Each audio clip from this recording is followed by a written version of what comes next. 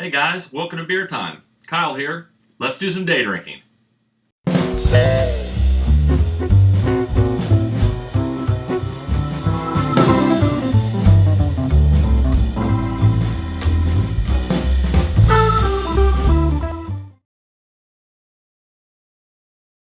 Got something fun today. I hope it's fun. Look, my brother-in-law came a couple weeks ago, Brett Libke, love the guy. And he was a smart guy, brought me a case of beer, 4 different beers, and that's been great. A couple of Oktoberfests, great. I benefit from that, fantastic.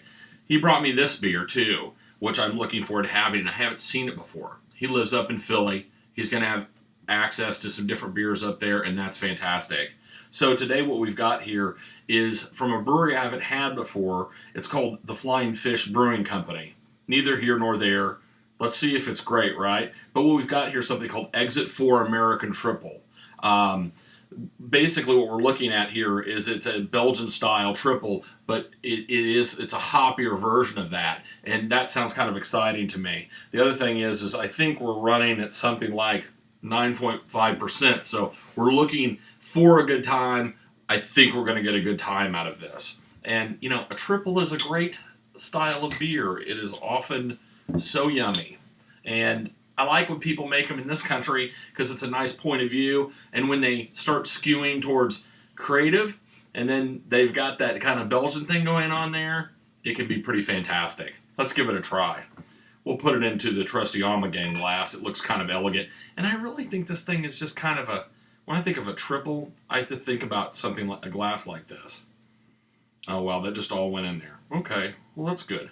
All right, so first impressions of this. This is a golden. It looks a little orange on the screen, but it skews a little bit more orange golden, and it's beautiful. It's clear, and it's got lots of bubbles coming up from the bottom. Not much head to speak of, and the gravity of that may be because of that. But the style, just what that is. So let's smell this. See what we've got here. There's some funky stuff going on in here. I mean, sure, there's that kind of funky Belgian yeast thing going on in here. But then the other part of that about this is you're getting some of that, a little bit of clove in there and a little bit of old banana, which is pretty neat.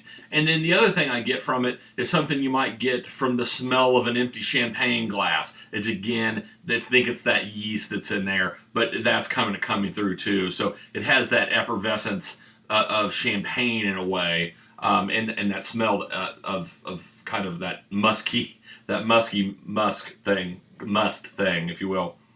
Let's give it a try. There's a little bit of a smoky note in there too, but I think that's from the clove and bananas.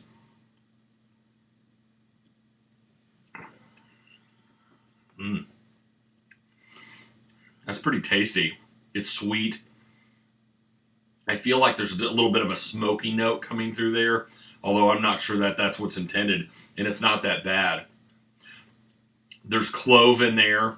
It's very soft, and then there's kind of like in the nose, as I was saying, there's kind of like old sweet bananas in there too, like just what you're looking for, right? Old sweet banana, but it's in there. He's hanging out,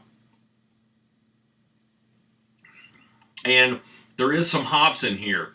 But honestly, that hops is kind of going toe to toe with the booziness of this thing, and they're kind of, leveling each other out a little bit. There's a little bit of hops though. I mean, it really forms up a little bit of, I can only describe as kind of a spicy bit, because those clove and banana notes in there are just so prevalent, and so the hops gets kicked down a little bit. But I think it keeps it, because of the high gravity of feeling a little too boozy in that. It's all interesting. There's a bunch of great flavors here. What I want here is like a little cheese tray or something, like some little bits of sausage or some sharp cheese or some brie, maybe even some little toast crackers or something. That'd be kind of awesome with this. I mean, that's how you day drink this. And this beer feels kind of classy, but it bridges the line between being like super satisfying and then really interesting too.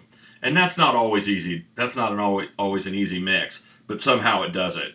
Granted, these tall glasses don't seem to hurt either, so I just, put my pinky out and enjoy. And I like that.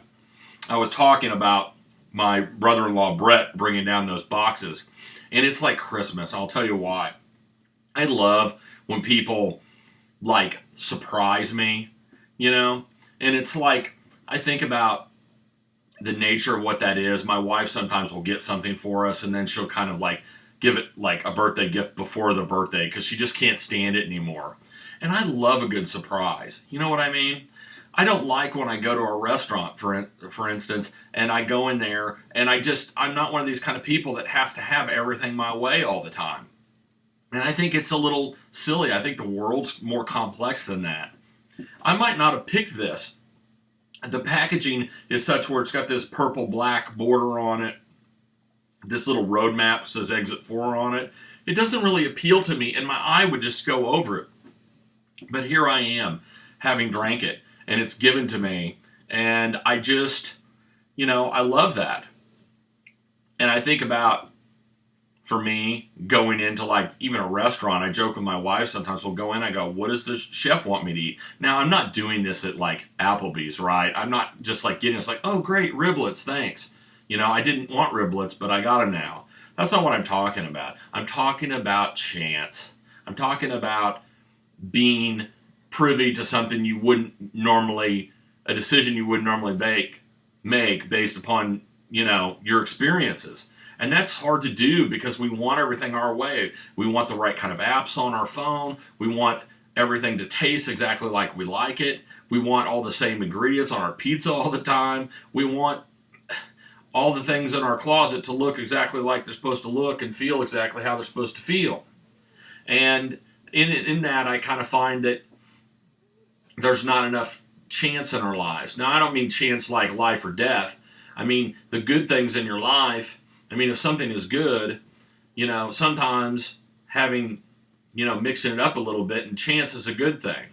So, how does this apply to day drinking? Well, maybe it's time to start drinking some stuff I typically wouldn't have and try to find some new things. I would say in the last year I've done that. Having done 105 videos of this, I've drank probably 80 beers that I probably wouldn't normally buy. And in that chance, I like that. But when somebody gives me the 6-pack, hey, Kyle, try this out. Boy, that's fantastic. It's surprising and leads to interesting results. All I can tell you is this Exit 4 American Triple was a good call. Complex, a wonderful American triple, very neat, and I wouldn't have had it otherwise, so I appreciate that. So thanks, Brett. But for you guys out there, maybe it's time to day drink something you typically wouldn't have. Maybe you need that challenge. Maybe you need to go to a bar and ask what's on tap and try something that you're not familiar with. Because it's a big world out there and it's time to enjoy something that you haven't had before. I'm going to do that. And you know what? For the rest of the week, I'm going to just have some stuff that I haven't had before and I'm going to mix it up. You guys need to mix it up. Have a great day. Do some day drinking. I'm going to enjoy this triple. This was a good call, an exciting call, and I'm glad it happened to me. You guys have a great day. Bye-bye.